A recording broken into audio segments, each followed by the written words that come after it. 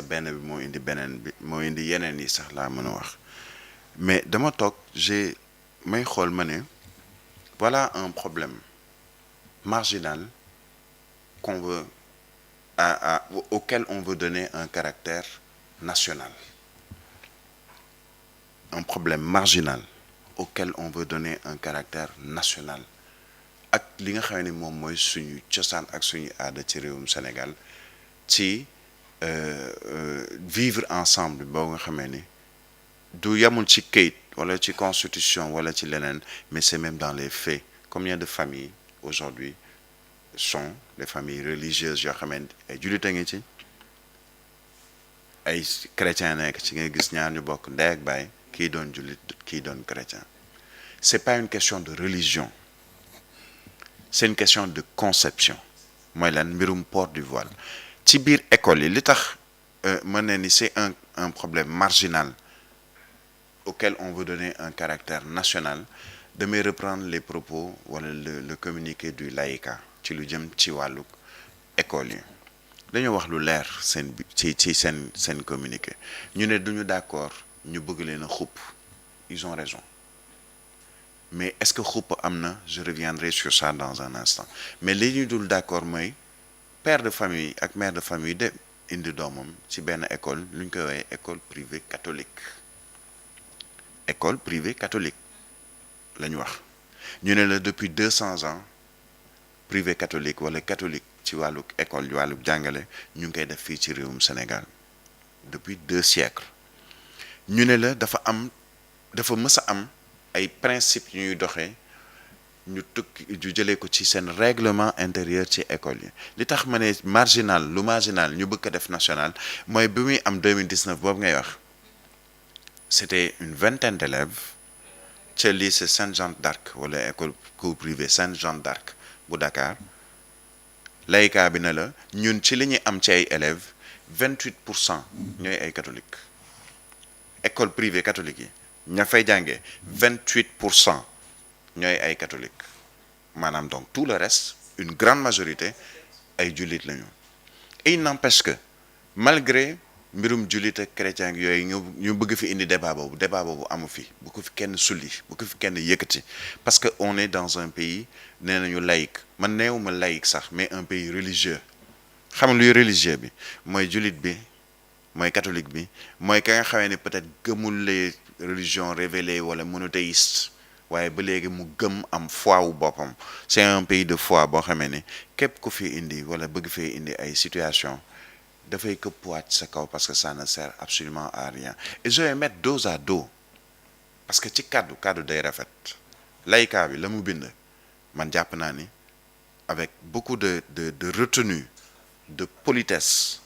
mais également de fermeté fàttali nañu lan mooy école privée catholique au Sénégal ak nan la demee ci lu jëm ci seeni enseignement ak vivre ensemble boobu nga xamee ni dafa bokk ca la ñuy prôné ak defar li nga xam ne moom mooy xale bi bu duggee ci seen école pour mu gëm boppam nag foi am ci la bokk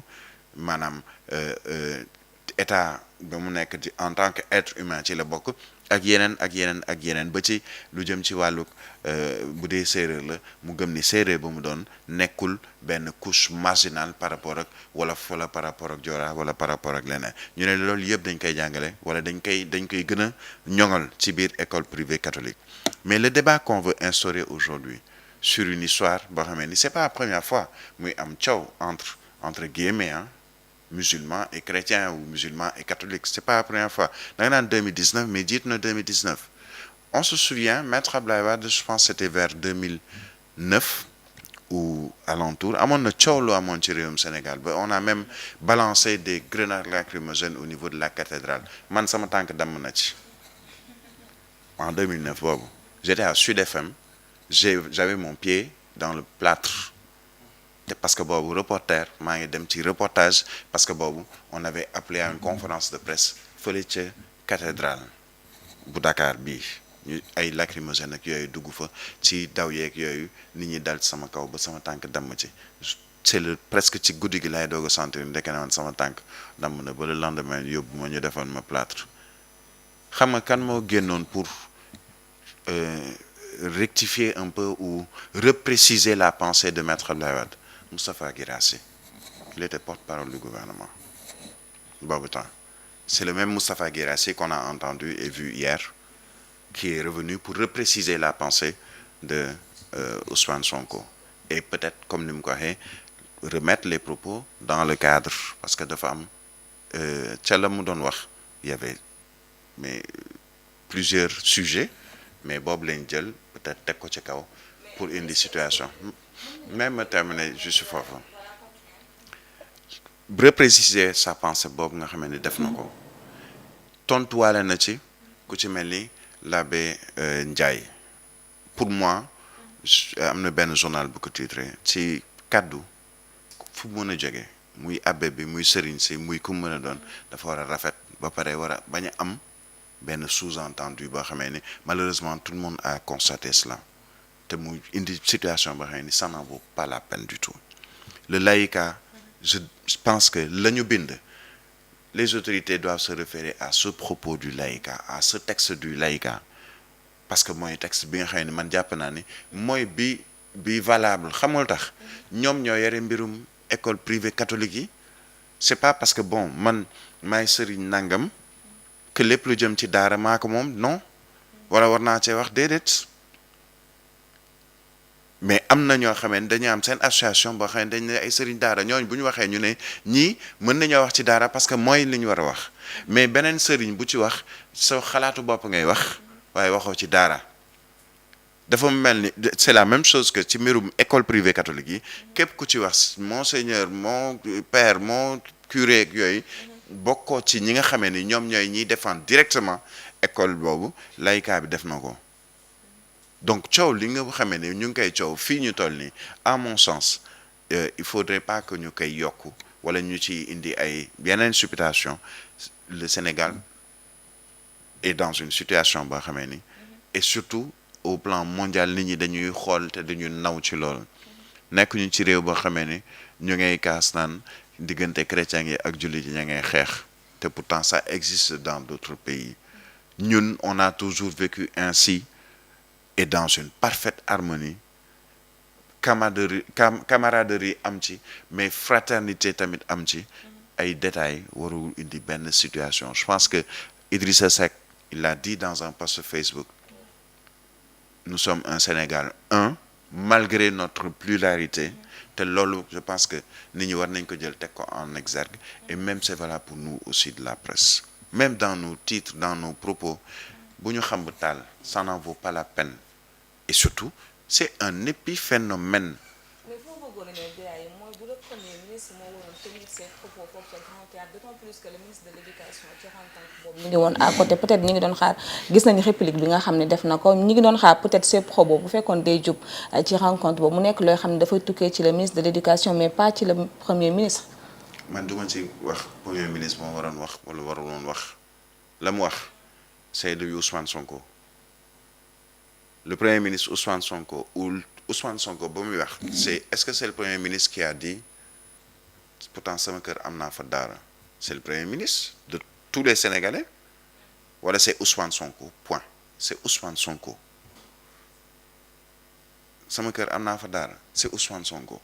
Premier jour bi ñuy wax ci dañuy taxawal benn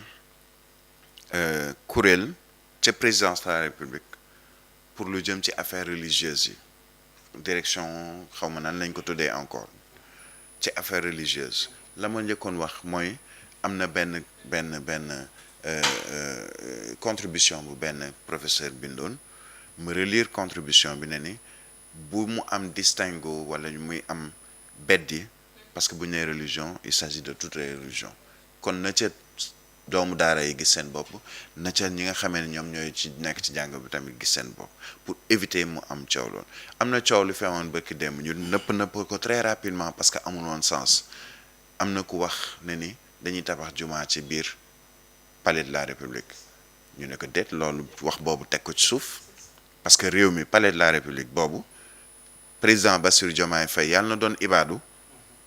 yàlla na doon xawma nuñ ko woowee ci salafiste,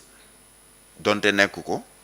mais mënuñu def symbole boobu nga xam ne mooy palais de la République nga xam ni sénégalais yëpp la boole, nga teg fa juma loolu boo ko defee beddi nga ñi nga xamee ni bokkuñu ci religion musulmane ñu ne la suñu constitution permettre ko. Le laïcat a rappelé que constitution ba la mu wax leer na waaye képp yóbbu doomam ca biir école bi ñu jox la règlement intérieur laataa ngay dugg ci biir règlement intérieur bi ñu ne la sa doom même bu dee day muuru droit am la kenn du ko tere muuru waaye ma ne laïcat bi fàttali na ko bu ñu waxee ne la Mariama mu sell bi ne la sœurs yi dañ daan muuru sœurs yi ba léegi dañuy muuru kon ñun du muuraay mooy suñu problème. waaye attitude ba nga xamee ne ñenn mën nañu ko am mais loolu waxuma diggante musulman ak chrétien mais day am sax ci diggante biir musulman et la preuve nañ ko wax da ngay ñëw ñu ne la non fii jàkkay ibaadu vrai ou faux jàkkay ibaadu nga gis ko ne non comme jàkkay ibaadu la naa dem jàkkay murit jàkkay tukuleur loolu la ñu war a d'abord ñun suñu biir ci au niveau de la religion musulmane teggi ces clichés là jàkka wala juma du murit du tijaan du xaadir du ibaadu néegu yàlla la point. Pourquoi est-ce qu'on veut faire ce distinguo là moom mooy njëkk d'abord indi benn beddi konte ci biir religion musulmane kii ne ñaata yoon la fi am ay coow sama sëriñ a gën sa sëriñ ak sama tarixa gën sa tarixa ñu koy nëppal un jour si on ne règle pas ce problème déjà ci biir li nga xam ne moom mooy suñu société musulmane mën naa indi situation suñ ko teelu régler et la preuve mooy kilifa diine yi ñoom ña ngi koy régler seen biir ay coow daan na fi am nga gis Touba jël fait et cause pour Tivaouane am jamono joo xamee ni ñoom kilifa diine yëpp yi nga xamee ni ñoom ñoo nekk ci tarixa yëpp jël na ni kii mooy suñu mag jël ne Serigne Mountakha Mbacké Bassir lu mu wax moom la ñëpp wax lan moo indi coowal les croissants lunaires yu dul jeex ñu jël ab commission boole ci ñëpp tarixa yëpp kilifa diine yëpp nekk ci biir pour parce que dafa amoon benn li ñu naan liy raam ci ñag bi la jëm benn situation boo xamee ni la ko doon indi mooy kii nee na man bokk ma kii ne man bokk ma te pourtant ñoo bokk benn religion monothéiste donc ces histoires de religion là ça n'a rien à voir avec une histoire de culture France seen culture la ñu yore France seen culture la ñu yore États-Unis mais da nga fay muuru di def sport France est-ce que tey coow nañu man j'aurais attendu benn communiqué bu ay archevêque wala suñu catholique yi ñu wax ci Jeux olympiques ca France ba ñu koy ubbi lan lañ ko ubbee toog ba ñu toog ñu ne ni Jésus avec les 12 apôtres ñan lañ jël comme Jésus ak 12 apôtres yi ngeen baal ma ci kàddu gi ay góor jigéen ay transsexuels ca nañu solo est-ce que loolu def na coow am na ñu koy coow ci àdduna bi actuellement mais coow loolu dégguma ko fii ci Sénégal parce que ñoom seen culture bopp la ñu yore maintenant nag culture boobu ñu yore est-ce que dañ koy jël transposer ko ci suñu culture non la preuve suñu culture quand comme le laïcat le dit sur les différentes écoles privées catholiques du Sénégal seuls 28% des élèves sont des catholiques ñi des ñëpp ce sont des musulmans te booy dugg day am règlement intérieur kër nag règlement c'est pas parce que l'état ci constitution nee na nangam ak nangam waaye ci biir kër règlement ci biir kër jëkkër ak jabar ak ay njaboot règlement bi jëkkër ji mooy joxe ni li mooy règlement bi déggoo ci ak jabaram état yoonam newu ci boo mënul topp règlement bi ci biir kër gi dañuy génn kër gi seeti foo loué ji c'est pas autre chose mais ce débat là vraiment il est nauséabond nauséeux et à la limite très dangereux et il faudrait qu'on arrête de continuer ce débat même dans nos médias parce que ça ne sert absolument à rien du tout de nous créer des problèmes là où il n'y en a pas. déjà dañ koy wax Ousmane ñu bari jàpp ni quand même wala sax am ñu jàpp ni que le premier ministre peut-être ku ci mel ni Madiambal Diagne def na ci poste que comprendre li nga xam ni moo di urgence ci jamono ji parce que réew mi fi mu toll soxla nañ leneen que débat yoo xamante si ni mënoon na ñàkk. mais le premier ministre fan la ko waxee d'abord ci ban contexte ñu ngi woon ci contexte su joxe ay prix les meilleurs élèves du Sénégal. Thialé lii Birahim wax ne question de culture française la oui 1905 le français yi teg le principe de laïcité 1989 benn waay moo mujj jug benn collège bu nekk créé dàq ñetti collégienne ne dañu muur